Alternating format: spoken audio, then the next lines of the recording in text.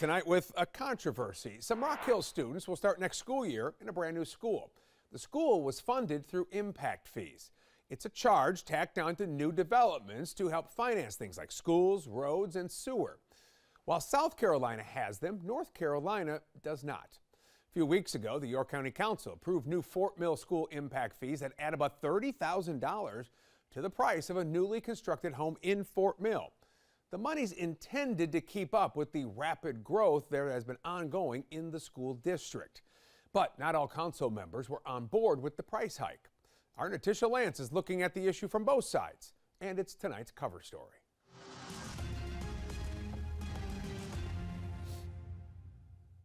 We're saying growth pays for growth. I think this is just a cop-out. William Roddy was one of 3 York County Council members to vote against increasing the Fort Mill school impact fee. I do support Fort Mill schools and what they need to accomplish, but I don't think this is the route to go. I would support it at a much lower number. The approved fees, already in effect, raises school impact fees on newly built single-family homes by about 48%, or more than $29,000.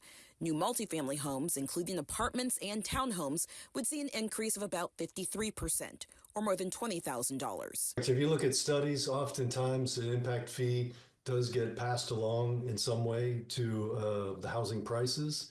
But not all of it. Matthew Metzger is an economics professor at the UNC Charlotte Business School. The burden gets shared a little bit between the developer and the homeowners, versus with just property taxes, all of that falls only on the homeowners. The Fort Mill School District says implementing the fees is necessary to keep up with growth in the district. Our district's been experiencing very rapid growth for the better part of a decade. We are the smallest geographic district in York County, but we have recently become the largest district as far as student population. Burke also lives in the district. I did pay that impact fee when I came in. I do believe that growth paying for growth is a good thing, and to be able to help out lower that burden on taxpayers.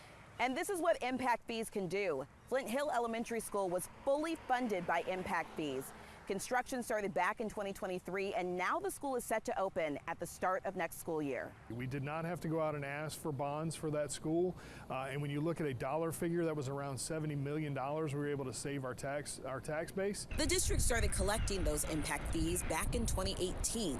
Some of them will also be used to build a middle school, currently under construction. And if you look at the studies, property taxes have to be pushed very high to cover all those costs with the infrastructure. At least a dozen states across the country have legislation that allows for impact fees. North Carolina does not.